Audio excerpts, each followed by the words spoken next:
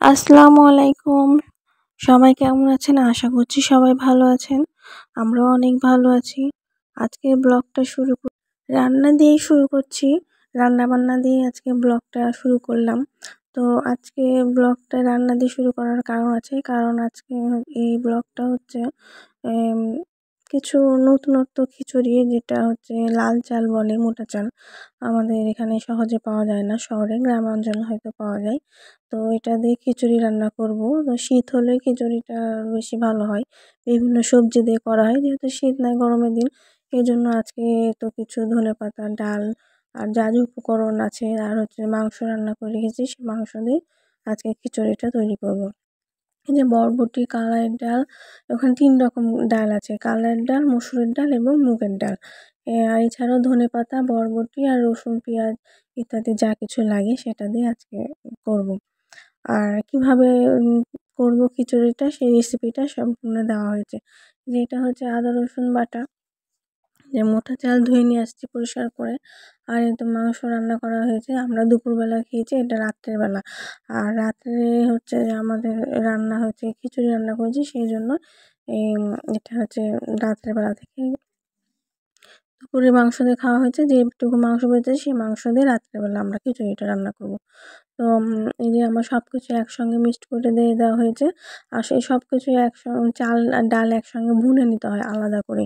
একটু ভুনে নিয়ে তারপরে এই যে প্রেসারে সব কিছু দিয়ে দিয়েছি, যত কিছু উপকরণ লাগে। তারপরে সিটি দিয়ে দেবো। দিয়ে সরিষার তেলে খিচুড়ি, সরিষার তেল তৈরি করব। খিচুড়িটা সরিষার তেল দিয়ে হলে বেশি টেস্টি হয়। আর শীতের সময় সবজি দিয়ে করলে তার কোনো কথাই হয় না।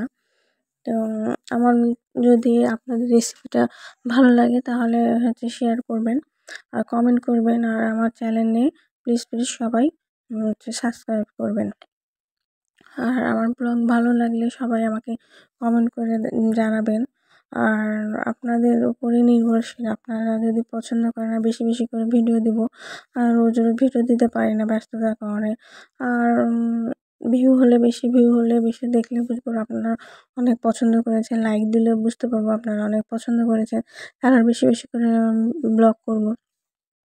তো রান্না হয়ে গেছে, এই যে সবাই খাচ্ছি। সবাইকে খাবার বেড়ে দিচ্ছি। খাবার হয়ে গেলে আজকে হচ্ছে যে তারপরের দিনকে আমরা এটা রাত্রেবেলা, যেহেতু ব্লগ রাত্রে শ্যুট করেছি, ২ দিনের ব্লগটা একসঙ্গে দেওয়া হয়েছে। আর হচ্ছে তারপরে যে আর হচ্ছে বিকালেরটা হচ্ছে, তার আগে যে বলি, এটা হচ্ছে রাত্রেবেলা খিচুড়িটা। তার আগে বিকালের সময় আমরা করেছি কি, একটু স্যুপ রান্না করেছি বাচ্চাদের জন্য। একটু থাই স্যুপ রান্না করেছি। থাই স্যুপটা কীভাবে হচ্ছে আমি রেস্টুরেন্টের মতো করে রান্না করি, সেটা, সেই রেসিপিটা আপনাকে দেওয়া হয়েছে। এটা থাই স্যুপের মধ্যে একটু সামান্য লবণ, একটু মরিচের গুঁড়া, তারপর একটু মুরগির মাংস কুচি, তারপরে হচ্ছে এগুলো দিয়ে একটু ভালো করে অল্প অল্প জালে কিছুক্ষণ ধরে এটা নাড়াচাড়া করে নিতে হয়। দিয়ে বলক হয়ে যখন এটা ভুরভুটে উঠবে, বলক উঠবে, তখন হয়তো আমি লবণ দিয়ে দিলাম। তখন বলক ওঠার পর সঙ্গে আমি আবার 2টা ডিম ফেটে রেখেছি।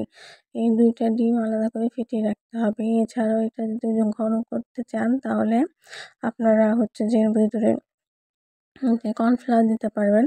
এই যে আমি হচ্ছে যে কর্নফ্লাওয়ার, এই যে এখানে ডিম কুচিয়ে রেখেছি, ডিমটা ফেটে রেখেছি। ডিমটা হয়ে গেলে যে কর্নফ্লাওয়ার গুলিয়ে রেখেছি। আর সস তো লাগবে অবশ্যই, সস ছাড়া তো হবেই না।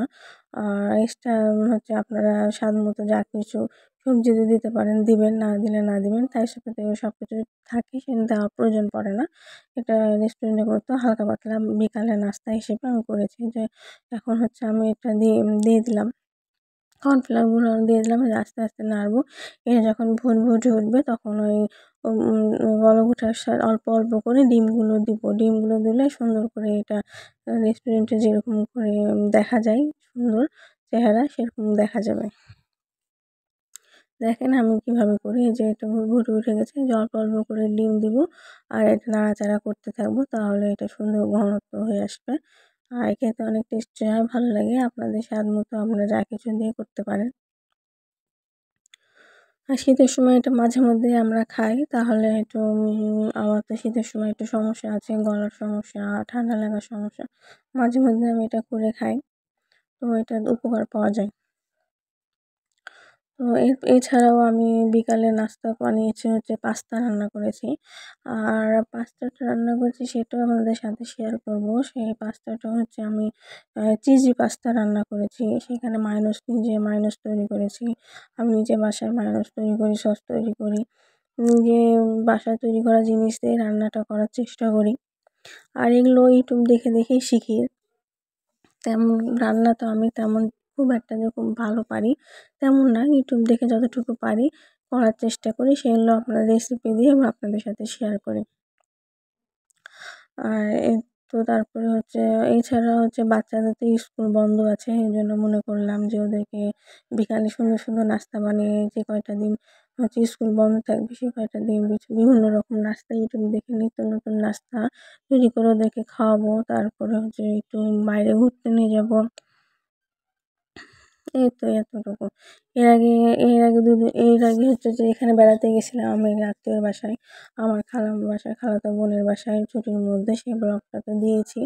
তারই কিছু 2-3 দিন পরে আবার এখানে হচ্ছে যে রেস্ট নিয়ে একটু আশেপাশে হচ্ছে যে এই আত্মীয়স্বজনের বাসায় ঘোরাঘুরি করেছি। এগুলো ব্লগ করিনি। তাছাড়াও আর একটু পার্কে যাওয়া হয়েছে আমাদের বাড়ির পাশে। এখানে একটা ভদ্রা পার্ক আছে। সে পার্কটা আগে আমরা ছোটোবেলায় গেছি, তো বাচ্চারা কোনোদিন যায়নি। এত বছর হলো বাড়ির পাশে পার্কটা কেউ অত জানে না। ভদ্রা পার্ক জানে, নাম শুনেছে, কখনো যায়নি। আর আগে তো ভদ্রা পার্ক খুব একটা ভালো ছিল না, মানে খুব একটা সুন্দর ছিল না, এই জন্য কেউ যেত না। এখন আস্তে আস্তে নতুন সুন্দর করে ডেকোরেশন করছে। এখনো অনেক কাজ বাকি আছে, তেমন কিছুই হয়নি। কেবল আস্তে আস্তে তৈরি হচ্ছে, পরিবেশ হচ্ছে, ছবি টবি তোলা যাবে একটু হচ্ছে আর কি, ছবি তোলা যাবে। এছাড়াও একটু পিকনিক কর্নার হিসেবে এখনো হয়নি, এমনি প্রোগ্রাম টোগ্রাম করা যাবে, এমনি শো টো দেখা যাবে এরকম মুক্ত মঞ্চ।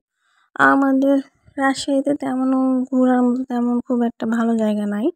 এই নদীর পাড়, তারপরে হচ্ছে চিড়িয়াখানা। তো এখন তো চিড়িয়াখানা তো কী নামের চিড়িয়াখানা, চিড়িয়াখানাতে কোনো পশু টশু থাকে না, এখন এমনি পার্ক, পিকনিক কর্নার হয়ে গেছে।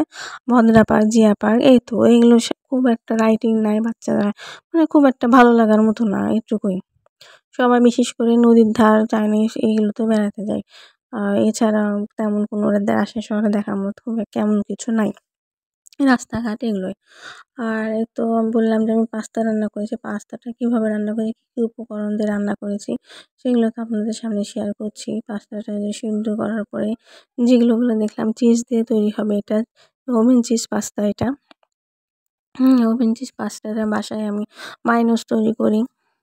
এটা দিয়ে করা হয়েছে, ওই যে মায়োনেজ তৈরি করেছি করে, আর এই মায়োনেজটা তৈরি করেছি আমি পটেটো দিয়ে আর এগ দিয়ে, দুইটা একসাথে মিক্সড করে করেছি, তাহলে ওটা ঘন হয়, দেখতে অনেক ভালো লাগে।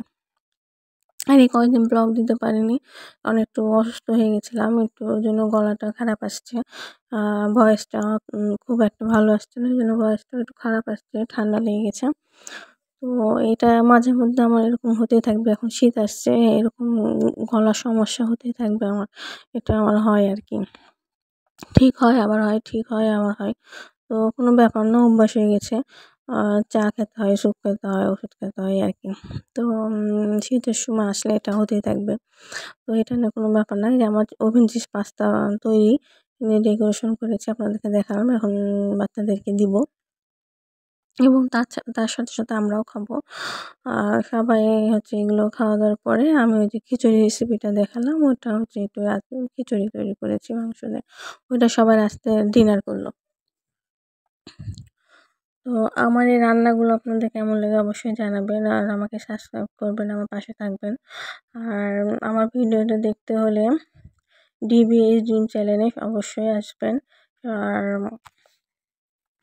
নিত্য নতুন এখানে আমি নতুনত্ব ভিডিও করার চেষ্টা করব। আর এই তো আমার রান্না হয়ে গেছে। এরপরে এই তো আমরা বললাম যে পরের দিনকে বিকালবেলায় আমরা হচ্ছে যে ঘুরতে গেছিলাম বললাম ভদ্রা পার্ক আমাদের বাসা থেকে একটু কিছুটা দূরে যেতে হয়। দূরে বলতেও ২০ মিনিট হলেই হয়ে যায় অটোতে করে। বাড়ির পাশে খুব যে বাড়ির পাশে তা না। বাড়ির পাশে বলতে গেলে নদীর পাড়ই আমাদের পদ্মা গার্ডেন বা মুক্তমঞ্চ। আর এটা যেতে হলে একটু আমাদের বাড়ি থেকে বেকসাইডের পেছন দিকে যেতে হয় এই যে ভদ্রা পার্ক। তো এটা হচ্ছে আজকে আমরা বাচ্চাদেরকে ১ম ভদ্রা পার্ক দেখাবো। যে চলো যাই। তো এখানে ভদ্রা পার্কে এখনো কেমন নতুন করে আবার তৈরি করা হচ্ছে। তেমন কিছুই নাই। আস্তে, আস্তে হবে, ডেকোরেশন চলবে, কাজ চলছে দেখলাম। এটা সাধারণত একটা পুকুর পাড় ছিল আগে, আর একটু বসার বেঞ্চ-টেঞ্চ ছিল, ছোট বাচ্চাদের কিছু রাইডিং ছিল আমরা ছোটবেলায় দেখেছি। এখন এখন ওটা সবকিছু ভেঙে ফেলে নতুন করে বড় করে পুকুর পাড়টা দেখলাম আছে, ওটা ডেকোরেশন করেছে। অল্প স্বল্প ছোট বাচ্চাদের রাইডিং করেছে। তো এখানে অনেক সুন্দর ছবি আসছে দেখলাম, সবাই ছবি তুলছে।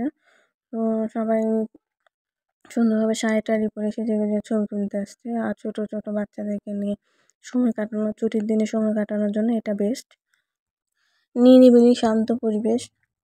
এমনিতে আমাদের রাজশাহী শহর অনেক শান্ত। ঝঞ্ঝাট ঝামেলাহীন মুক্ত। অনেক শান্তিপ্রিয় মানুষ রাজশাহী শহরের মানুষ, সবাই শান্তি থাকতে চায়। তো আমরা এরকমভাবে যে নিরিবিলি পার্ক শান্তিপ্রিয় এবং সবাই বাচ্চাদেরকে নিয়ে ঘুরতে এসেছে। এভাবে কথা বলতে আমার খুব কষ্ট হচ্ছে, কারণ কথা বলতে, বলতে যে কতবার কাশি উঠলো আল্লাহই জানে। কাশছি, স্টপ করছি আর আপনাদেরকে ভয়েস দিচ্ছি, করার কিছু নাই। কারণ হচ্ছে যে এখন পর্যন্ত গলাটা ক্লিয়ার হয়নি, সময় লাগবে।